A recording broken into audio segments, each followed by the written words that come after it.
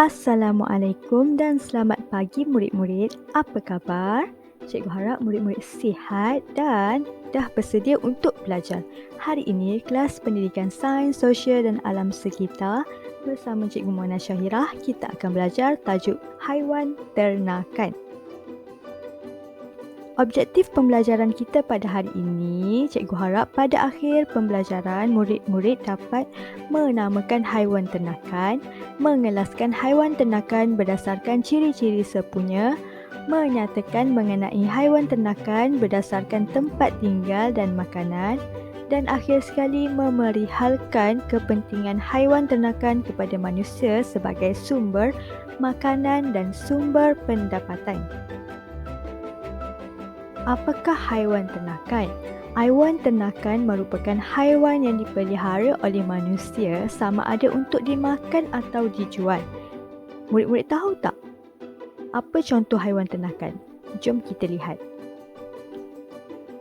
Ini adalah contoh-contoh haiwan ternakan, antaranya kambing, lembu, ayam, ikan, itik, lebah, burung puyuh dan banyak lagi. Jom kita lihat pula apakah ciri-ciri sepunya yang terdapat pada haiwan ternakan. Ciri-ciri sepunya bagi haiwan ternakan seperti lembu dan kambing, murid-murid dapat lihat badan haiwan tersebut dilitupi oleh bulu, mempunyai 4 kaki, mempunyai kelenjar susu, bernafas melalui paru-paru, berdarah panas dan melahirkan anak. Ciri-ciri sepunya bagi haiwan ternakan di dalam air seperti ikan adalah hidup di air, bernafas melalui insang, berdarah sejuk, telur yang tidak bercangkerang.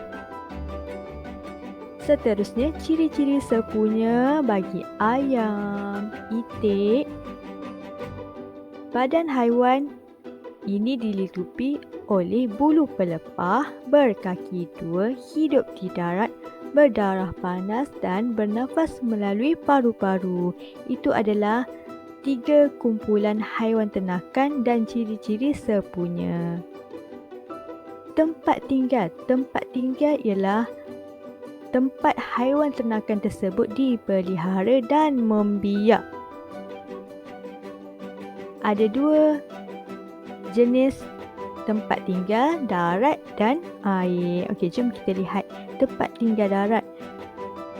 Ada rumah burung walit bagi burung walit. Okey, ada reban bagi ayam, ada kandang bagi kambing, lembu. Ini adalah contoh-contoh tempat tinggal bagi haiwan ternakan di darat. Ini adalah contoh tempat tinggal bagi haiwan ternakan di air. Ada tukun ikan, kolam ternakan ikan, sangkar ternakan ikan. Okey, di sini adalah tempat-tempat tinggal bagi haiwan ternakan yang hidup di dalam air. Makanan merupakan sumber utama kepada haiwan ternakan untuk membesar dengan sihat. Kalau kita nak haiwan ternakan kita sihat dan membesar, jadi kita perlu menjaga makanan mereka. Kita perlu memberi makanan yang cukup dan makanan yang berkhasiat. Jom kita lihat apakah contoh-contoh makanan yang diperlukan oleh haiwan ternakan.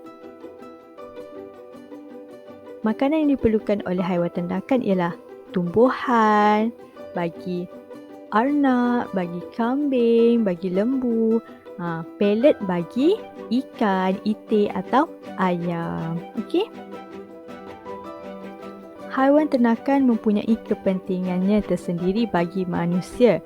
Jom kita lihat apakah kepentingan haiwan ternakan kepada manusia.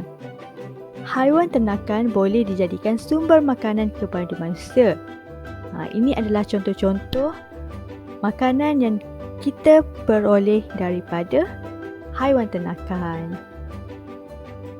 Haiwan ternakan juga boleh memberikan sumber pendapatan kepada manusia. Sumber pendapatan yang diperoleh daripada hasil ternakan dapat meningkatkan taraf hidup manusia, keluarga dan negara.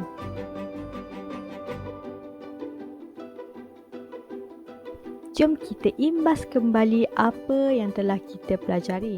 Haiwan ternakan dibahagikan kepada dua, di darat dan di air. Jom kita lihat contoh-contoh haiwan ternakan yang ada di darat. Ada ayam, itik, kambing, lembu, burung puyuh dan lebah. Haiwan ternakan di air pula ada ikan, ada udang. Okey. Kepentingan kepada manusia sebagai haiwan ternakan boleh dijadikan sumber makanan dan sumber pendapatan. Jom kita lihat perbualan 4 orang sahabat. Seorang murid lelaki menyatakan bahawa saya sering membantu ayah membersihkan lebam ayam. Pelajar perempuan India pula menyatakan bahawa bagus, kita mesti bertanggungjawab menjaga kebersihan haiwan-haiwan itu supaya tidak terkena penyakit. Macam mana kita nak tahu haiwan ternakan kita sihat? Macam mana kita nak ternak haiwan tersebut supaya sihat? Kita perlu memberi makanan yang cukup dan berkhasiat serta menjaga kebersihan tempat tinggal supaya haiwan tersebut tidak dijangkiti penyakit. Nilai murni yang boleh kita pelajari dalam tajuk haiwan ternakan ialah kita haruslah bertanggungjawab dengan memberi makan haiwan ternakan. Yang kedua, kita mesti menyayangi dan mempunyai sifat belas kasihan kepada haiwan ternakan dan tidak menyakitinya. Okey? Cikgu harap murid-murid faham topik pembelajaran kita pada hari ini dan dapat mempelajari sesuatu yang baru. Itu sahaja. Jangan lupa jawab soalan kuisis. Cikgu telah hantar link kuisis di grup WhatsApp. Murid-murid perlu tekan dan jawab soalan dalam kuisis. Okey? Terima kasih. Bye-bye.